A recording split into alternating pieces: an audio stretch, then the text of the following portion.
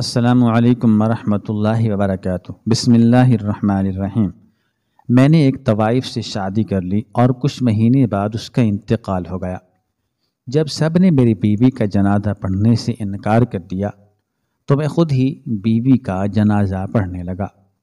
جب جنازہ پڑھ کے پیچھے دیکھا تو مجھ پر قیامت ٹوٹ پڑی، کیونکہ وہاں پر تو میرے سامنے میری بیوی کا جنازہ رکھا تھا اور میری آنکھیں آنسوؤں سے بھری ہوئی تھیں۔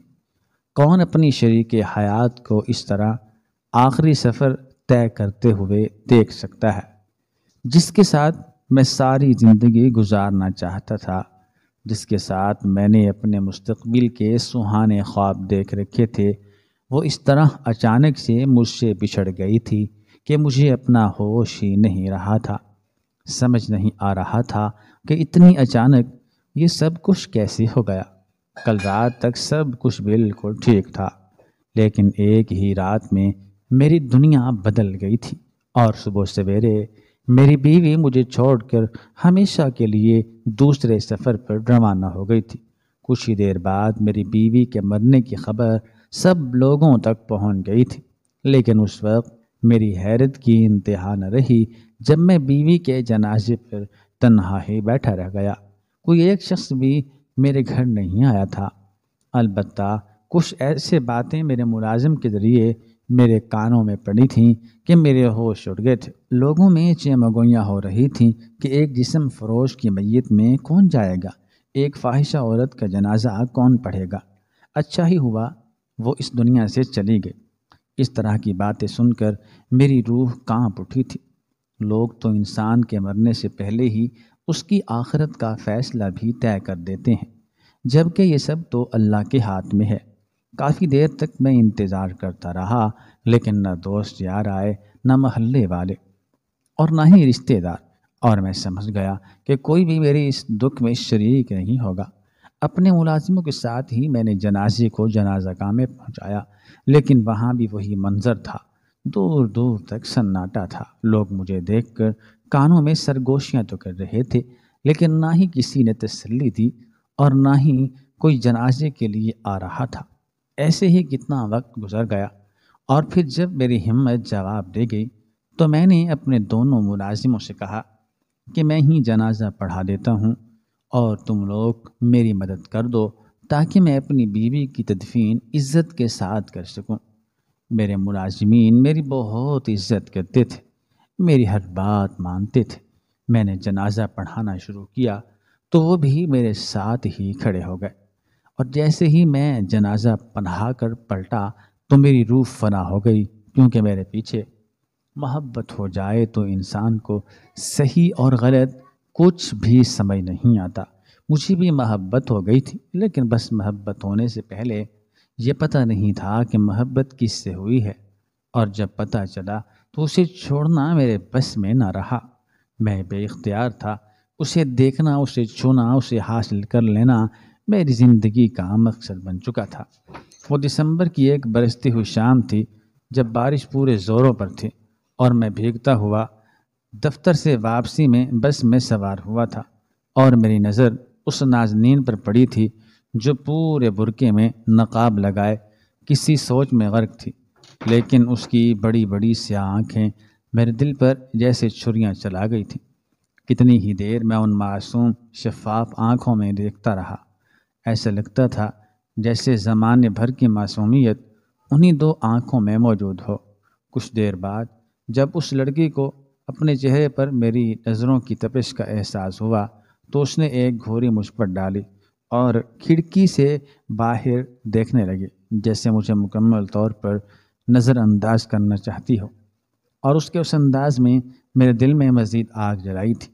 میں ایک خوبصورت لمبا چوڑا جوان تھا، ایک بہت اچھی نوکری کرتا تھا، زندگی میں کسی چیز کی کوئی کمی نہیں تھی، گھر، پیسہ، گاڑی، سب کچھ موجود تھا۔ اب بھی بارش کی وجہ سے میری گاڑی خراب ہوئی تھی اور مجبوراً میں نے اس بس میں سواری لی تھی، جہاں آ کر میرے دل کی دنیا ہی بے قرار ہو گئی تھی، اور میں بس اس لڑکی کو دیکھتا ہی رہ گیا تھا، یہاں تک کہ میرا سٹاپ بھی نکل گیا تھا اور مجھے اترنے کا ہوش بھی نہیں رہا۔ بہت دور جا کر جب وہ لڑکی ایک سٹاپ پر اتری تو خود بخود میں بھی اس کے پیچھے اتر گیا۔ نہ بارش کا احساس تھا، نہ کپڑوں کے بھیگنے کا، ٹھنڈ لگ رہی تھی۔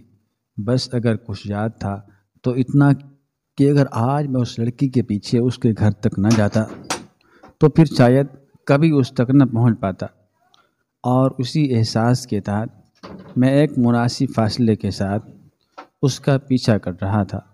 لیکن کچھ آگے جا کر وہ رک گئی۔ اس کے رکنے پر میرے قدم بھی رکے تھے، لیکن وہ آگے بڑھنے کی بجائے پلٹ کر مجھے دیکھنے لگی تھی۔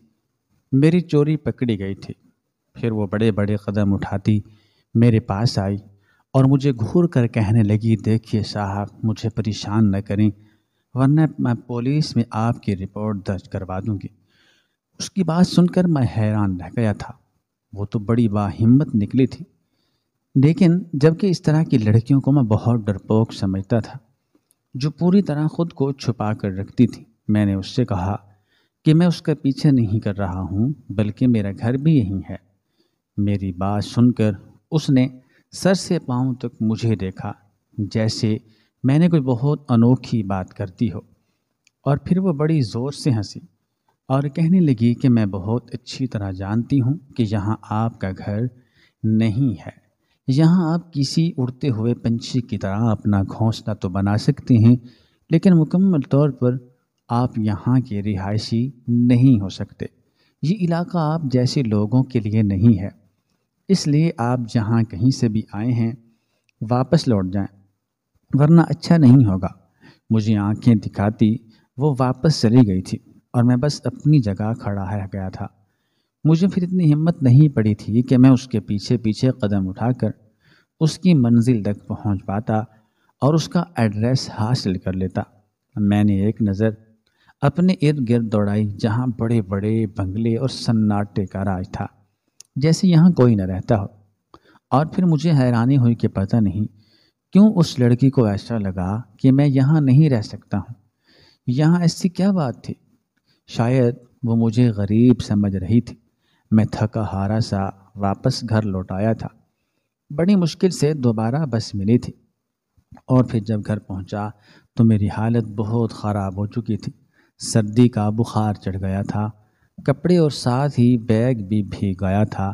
وہ تو اللہ کا شکر تھا کہ موبائل فون محفوظ تھا۔ میری اماں نے یہ حال دیکھا تو غصے میں مجھے کہنے لگیں کہ گاڑی خراب ہو گئی تھی تو کیوں ٹیکسی بک کرواتے؟ تم سے کس نے کہا تھا کہ بسوں کے دھکے گاؤ؟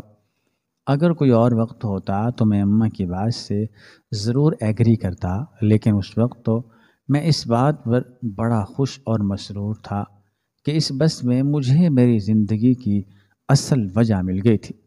میری زندگی میں ایک ہی تو کمی تھی، اور وہ ایک بہترین شریک حیات کی تھی، اور اس لڑکی کے ساتھ ہونے والی ایک چھوٹی سی ملاقات نے مجھے یہ باور کروا دیا تھا کہ اس سے زیادہ بہترین اور اچھی لڑکی مجھے نہیں مل سکتی۔ اس کا مجھے گھور کر دیکھنا، مجھے تنبیہ کرنا، مجھے اپنے راستے سے ہٹانا، یہ اس بات کی نشانی تھی کہ وہ ایک پاکیزہ کردار کی لڑکی ہے، جس کی زندگی میں کوئی بھی مرد آسانی سے داخل نہیں ہو سکتا۔ اور بس اسی وقت میں نے اماں کو بھی اس بارے میں بتا دیا تھا۔ یہ سن کر اماں ہکا بکا رہ گئی تھی۔ کہنے لگی، خاندان کی ایک سے بڑھ کر ایک خوبصورت لڑکیاں تیرے پیچھے دیوانی ہیں، اور تو نہ جانے چلتی بس میں کس پر دل ہار کر آ گیا ہے، کون ہے، کہاں رہتی ہے، کس ذات کی ہے، کس برادری کی ہے۔ جب تک یہ سب پتہ نہیں ہوگا میں تیری شادی نہیں کروں گی۔ اماں کی بات سن کر میں چڑ گیا تھا۔ میں نے اماں سے کہا، یہ ذات پات برادری کے چکر چھوڑ دو، یہ سب پرانے زمانے کی باتیں ہیں۔ پہلے خاندان اور گھر بار دیکھا جاتا تھا، اب تو بس لڑکا لڑکی کا ایک دوسرے کو جاننا ہی کافی ہوتا ہے، اور مجھے تو پہلی ہی نظر میں وہ پسند آ گئی ہے۔ میں اسی سے شادی کروں گا۔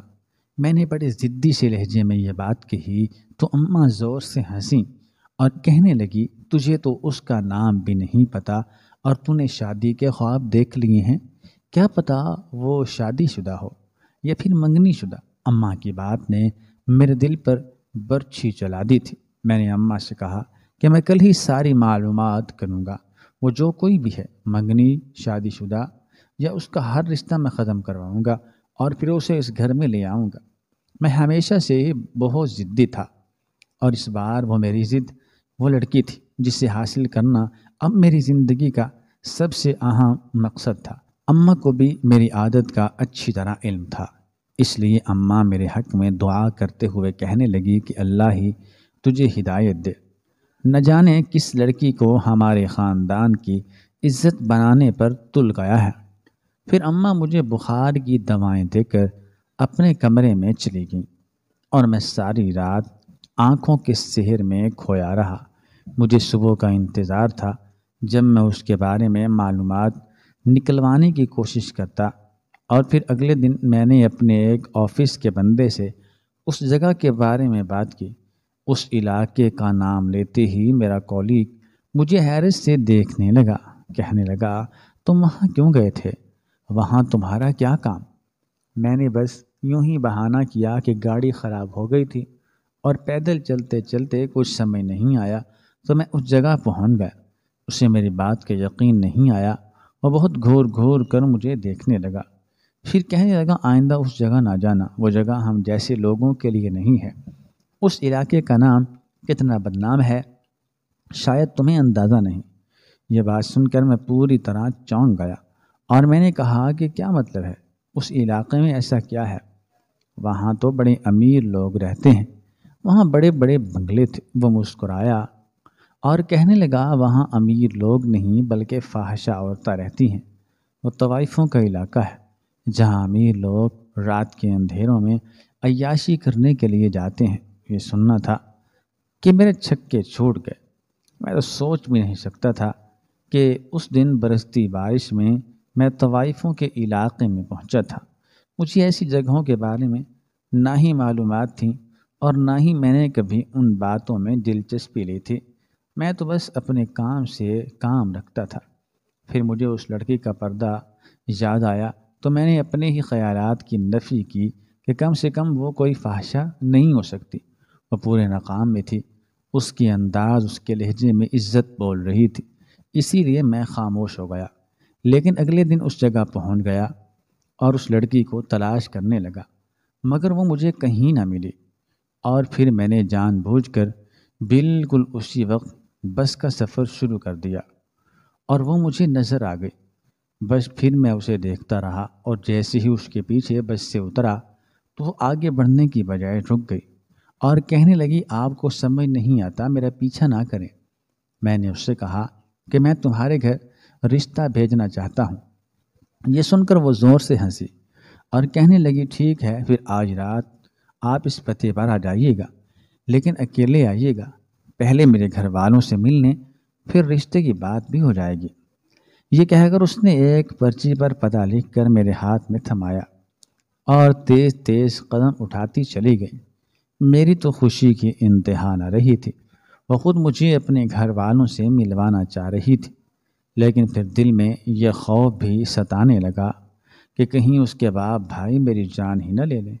ایسا نہ ہو وہ دھوکے سے مجھے بلا کر مار پیٹ کروائے۔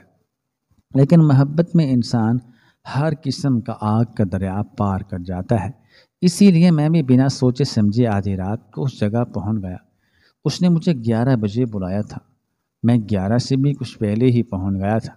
وہ ایک بڑا سا بنگلہ تھا جس کا بیرونی دروازہ کھلا ہوا تھا۔ میں دھیرے دھیرے اندر داخل ہوا تو اندر سے طبلے کی تھاپ سنائی دینے لگی۔ اس تھاپ نے میرا دل دھڑکا کر رکھ دیا تھا۔ میرے دوست کی باتیں میرے کانوں میں گونج رہی تھی، اور میں بھی اپنے خیالات کو دھتکار رہا تھا۔ مجھے ایک طوائفہ سے محبت کیسی ہو سکتی تھی؟ اور پھر جیسے ہی میں نے بڑے سے حال میں قدم رکھا تو مجھ پر بجلی گر گئی۔ وہی دوشیزہ جسے میں صرف اس کی آنکھوں سے پہچانتا تھا، بیچ حال میں رقص کر رہی تھی، اور وہاں موجود لوگ اس کی خوبصورتی سے اپنی آنکھوں کو خیراں کر رہے تھے۔ اس کی ادائیں، اس کا چلنا، اس کا ناچنا، سب کچھ اتنا حسین تھا کہ میں اسے دیکھتا ہی رہ گیا تھا۔ لیکن دوسرے مردوں کی نظریں اس کے وجود پر جمی تھی۔ اس بات نے میری اندر آگ لگا دی تھی۔ اس کا خوبصورت وجود طبلے کی تھاپ پر تھرک رہا تھا، اور لوگ اس پر پیسے نچھاور کر رہے تھے، اور میں بس اپنے جذبات پر ضبط کے پہرے بٹھائے بیٹھا تھا۔ رات 2 بجے کے قریب محفل ختم ہوئی اور سب اٹھ کر چلے گئے تو وہ میرے پاس آئی اور کہنے لگی، اب آپ جان چکے ہیں کہ میں کون ہوں، کیا کرتی ہوں، تو بہتر یہ ہے کہ آپ واپس لوٹ جائیں، کیونکہ آپ جیسے عزت دار اور شریف مردوں کے لیے یہ جگہ مناسب نہیں ہے۔ یہ کہہ کر وہ جانے لگی تو میں نے اس کا ہاتھ پکڑ لیا، لیکن اس کا ہاتھ پکڑتے ہی کوٹھے کے رکھوالے مجھے مارنے کے لیے آ گئے۔ اسی نے انہیں روکا اور پھر مجھ سے کہنے لگی، یہ کیا حرکت ہے؟ اور میں نے وہ جملہ کہہ دیا جس پر میں خود بھی بے یقین ہوا۔ میں نے پھر اس سے شادی کا پوچھا تھا، اور اب تو وہ اپنی بڑی بڑی پھٹی پھٹی نگاہوں سے مجھے دیکھ رہی تھی۔ میں خود بھی حیران تھا کہ یہ سچ جاننے کے بعد کہ وہ ایک طوائفہ ہے، میں کیسے اسے شادی کے لیے پرپوز کر سکتا تھا۔ میری بات سن کر وہ کہنے لگی، میری سچائی جاننے کے بعد بھی کیا آپ مجھ سے شادی کرنا چاہتے ہیں؟ میں نے ہاں میں سر ہلا دیا تھا۔ وہ دھیرے سے میرے قریب ہوئی اور کہنے لگی، تو پھر میری قیمت ادا کر کے مجھے آزاد کروا لیجیے۔ یہ خانم بائی کا کوٹھہ ہے اور ان کے حکم کے خلاف ہم کچھ نہیں کر سکتے۔ یہ کہہ کر وہ اندر کو چلی گئی تھی اور میں خانم بائی کو دیکھ رہا تھا جو پیچھے کھڑی بڑی گہری نگاہوں سے میرا جائزہ لے رہی تھی۔ میں نے ان سے اس لڑکی کے بارے میں بات کی جس نے مجھے کچھ دیر پہلے ہی اپنا نام ستارہ بتایا تھا۔ خانم بائی نے 10 لاکھ روپے کی قیمت میں اسے میرے حوالے کرنے کا وعدہ کر لیا تھا۔ وہ کہنے لگی، یہ لڑکی ویسے بھی ہمارے کسی کام کی نہیں ہے، تھوڑا بہت رقص کرتی ہے اور اس سے جو پیسے آتے ہیں وہ بھی اس کے کپڑوں اور میک اپ وغیرہ پر خرچ ہو جاتے ہیں۔ اس نے تو کبھی کسی مرد کے ساتھ رات نہیں گزاری۔ کسی مرد کو اس کے کمرے میں بھیجو تو اتنا ہنگامہ کھڑا کرتی ہے کہ سارا ہی کوٹھا پریشان ہو جاتا ہے۔ دوسرے گاہک بھی متاثر ہوتے ہیں، اسی لیے میں نے اسے اس کے حال پر چھوڑ دیا ہے۔ اسی لیے تم سے شادی کر سکتے ہو اس لیے تم اس سے شادی کر سکتے ہو۔ میری ساری عمر کی جمع پونجی کوئی 15 لاکھ روپے تھے۔ میں نے 10 لاکھ روپے کا چیک خانم بائی کے حوالے کیا اور اس لڑکی کا ہاتھ پکڑ کر اسے رات کے اندھیرے میں ایک نخاکہ کے پاس لے گیا اور اسے کہہ کر اسی وقت نکاح پڑھوایا، اور فجر کی نماز کے قریب میں ستارہ کو اپنی بیوی بنائے گھر پہنچ گیا تھا۔ اس سارے عمل میں ستارہ نے سوائے مجھے قبول کرنے کی اور کوئی بات نہیں کی تھی۔ میں فجر کے وقت اسے لے کر گھر میں داخل ہوا تو اماں حیرت سے اسے دیکھنے لگی، اور جب میں نے اماں کو بتایا کہ میں نے شادی کر لی ہے تو کتنی ہی دیر انہیں یقین نہ آیا۔ پہلے تو اماں نے ستارہ کی بلائیں لیں، اسے خوب دعائیں دیں، لیکن پھر کچھ ہی دیر بعد وہ جب ستارہ کے بارے میں مجھ سے معلومات لینے لگیں تو ستارہ نے خود ہی انہیں اپنے بارے میں سب کچھ سچ سچ بتا دیا، وہ سچ جسے میں چھپانا چاہتا تھا۔ یہ سن کر میری اماں نے اسے دور دھکیلا اور کہنے لگیں، ہائے ہائے، میں اپنی نسل برباد نہیں کر سکتی، ایک ناچنے والی میرے گھر کی عزت کیسے بن سکتی ہے؟ میری اماں غصے میں مجھے کہنے لگیں کہ اسے طلاق دے اور واپس چھوڑ کر آ، لیکن میں نے صاف انکار کر دیا اور ستارہ کو اپنے کمرے میں لے گیا، اسے بٹھایا، اور جب واپس اماں کے پاس آیا تو اماں روتے ہوئے اپنا سامان سمیٹ رہی تھی۔ کہنے لگی، میں اپنی بیٹی گھر چلی جاؤں گی لیکن تیرے گھر نہیں رہوں گی، تو نے تو ہماری عزت کا بھرم بھی نہیں رکھا۔ تیرے مرحوم باپ کو میں کیا شکل دکھاؤں گی کہ ہم نے اپنی پاکیزہ نسل میں کیسے ملاوٹ کر دی ہے۔ وہ محفل میں رقص ضرور کرتی رہی ہے لیکن اس کا کسی مرد سے کوئی تعلق نہیں رہا۔ اماں نے ایک گہری نظر مجھ پر ڈالی اور کہنے لگی، ایک ایسی فاحشہ عورت کی بات پر میں کیسے یقین کر سکتی ہوں؟ کیا پتہ کتنے مردوں کے ساتھ اس کا تعلق ہو، اور کیا محفلوں میں مجرے کرنے والے کچھ شریف اور عزت دار ہوگے۔ تجھے نہ تو اس کے گھر کا پتہ، نہ خاندان کا، نہ نسل کا، ایسے کیسے تو نے مجھے بتائے بغیر اس سے نکاح کر لیا؟ اماں نے اسی وقت میری بہن کے گھر جانے کا فیصلہ کر لیا تھا اور وہ میرے بہت روکنے کے باوجود بھی چلی گئی تھی۔ کچھ ہی دیر بعد جب اماں میری بہن کے گھر پہنچ گئی تو وہاں سے میری بڑی بہن کا فون آیا تھا اور انہوں نے مجھے یہ خبر سنائی تھی کہ اب ان کا ہم سے کوئی تعلق نہیں رہا۔ یہ سن کر میں بہت زیادہ پریشان ہوا تھا۔ میں نے سوچا بھی نہیں تھا کہ نکاح کے بعد مجھے یہ سب کچھ دیکھنا ہوگا۔ میں نے تو ستارہ کی سچائی چھپانے کے بارے میں سوچا تھا، لیکن نہ جانے کیوں ستارہ نے خود اپنا سچ کھول کر رکھ دیا تھا۔ میں پریشان حال سا کمرے میں گیا تو ستارہ ایک کونے سے ٹک کر بیٹھی تھی۔ مجھے دیکھ کر کہنے لگی کہ مجھے معاف کر دیں، لیکن مجھے جھوٹ بولنا نہیں آتا۔ میں نہیں چاہتی تھی کہ بعد میں کسی اور طرح سے آپ کے گھر والوں کو میری سچائی پتہ چلے اور تماشا بنے، اسی لیے میں نے خود ہی پہلے انہیں سچ بتا دیا۔ اب جو ہوگا وہ دیکھا جائے گا۔ ستارہ بہت ہی بہادر لڑکی تھی جسے اپنے آپ پر بڑا اعتماد تھا۔ میں محبت سے اس کے پاس بیٹھ گیا تو وہ دھیرے سے مسکرائی اور کہنے لگی، مجھے آپ کے جذبات کی سچائی کا علم ہے، جبھی میں نے آپ سے نکاح کیا ہے اور پھر ہم دونوں ایک ازدواجی تعلق میں بندھ گئے۔ وہ طوائف کیسے بنی تھی، کس گھرانے سے تھی، اسے اس محفل میں رقص کرنے کو کس نے مجبور کیا تھا، نہ ہی میں کچھ جانتا تھا نہ ہی جاننا چاہتا تھا۔ میرے لیے تو اتنا ہی کافی تھا کہ وہ اب میری بیوی بن گئی تھی اور میں اسے عزت سے رکھنا چاہتا تھا۔ لیکن کسی کی بھی بری بات چھپی نہیں رہ سکتی۔ ایسے ہی ستارہ کی بدنامی بھی ہمارے علاقے تک پہنچ گئی تھی۔ بعض پڑوس والے مجھے عجیب نظروں سے دیکھنے لگے تھے، کیونکہ نہ جانے کیسے انہیں خبر ہو گئی تھی کہ میں نے ایک طوائف سے شادی کی ہے۔ کچھ لوگوں نے تو دبے لفظوں میں مجھ سے محلہ چھوڑنے کی بات بھی کی تھی، لیکن یہ گھر میرا ذاتی تھا، اسی لیے کوئی مجھے نکال نہیں سکتا تھا۔ پہلے گھر 2 ملازم کام کرتے تھے۔ ستارہ کے آنے کے بعد میں نے 2 اور رکھ لیے اور 4 ملازم دن رات ستارہ کی خدمت میں رہنے لگے۔ کوئی صفائی کرتا تو کوئی چوکیداری۔ اسی طرح دن گزر رہے تھے۔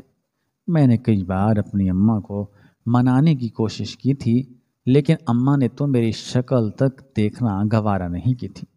میں تھک ہار چکا تھا، لیکن اماں اپنی بات سے پیچھے نہیں ہٹ رہی تھی۔ ان کی ایک ہی ضد تھی کہ مجھے ستارہ کو طلاق دینی ہوگی، اور یہ میرے لیے ممکن نہیں تھا۔ ستارہ ایک اچھی بیوی ثابت ہوئی تھی، جس نے نہ صرف میری خدمت کی تھی بلکہ میں نے اسے بہت نیکوکار بھی پایا تھا۔ میں اپنی ازدواجی زندگی سے پوری طرح مطمئن تھا۔ ہماری شادی کو یہ دوسرا ہی مہینہ تھا کہ جب اچانک کی ستارہ نے طبیعت کی خرابی کا کہا۔ میں اسے ہاسپٹل لے کر گیا۔ اس کا چیک مکمل نہیں ہوا اور وہ دنیا سے چلی گئی تھی۔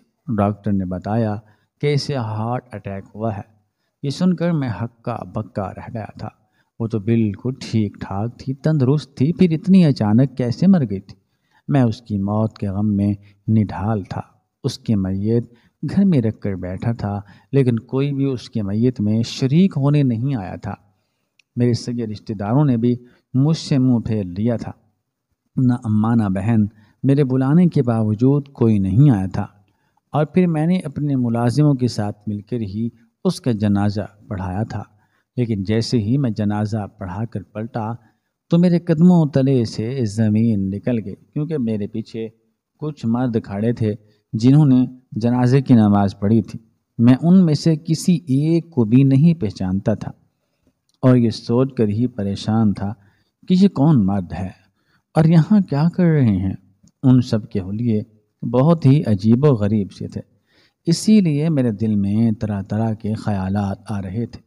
شام ہونے والی تھی، وقت کم تھا، اسی لیے میں نے پہلے تدفین مکمل کی۔ وہ سب تدفین میں بھی ساتھ ساتھ تھے، اور پھر جب تدفین کے بعد وہ جانے لگے تو میں نے انہیں روک کر پوچھا کہ وہ کون ہے اور میری بیوی کے جنازے میں کیوں شریک ہوئے ہیں۔ تو ان لوگوں نے جو راز مجھے بتایا وہ سن کر میں حیران رہ گیا۔ میری بیوی کسی غریب گھرانے سے تھی اور اس کی سوتیلی ماں نے اسے اس کوٹھے پر بیچ دیا تھا، لیکن وہ بہت نیک تھی۔ جو بھی پیسہ وہ اپنے رقص سے کماتی اسے غریب لوگوں پر خرچ کرتی تھی۔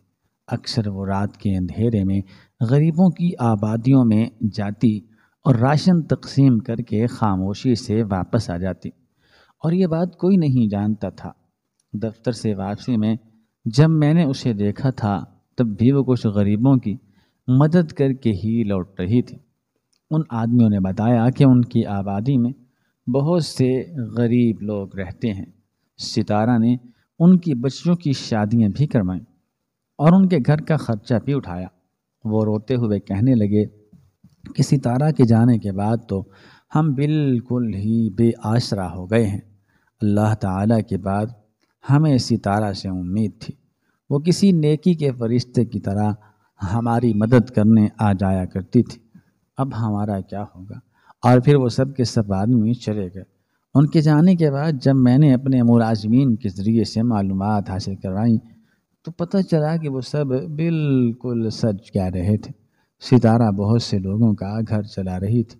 وہ ایک نیک لڑکی تھی جسے حالات نے فاحشہ بنا دیا تھا۔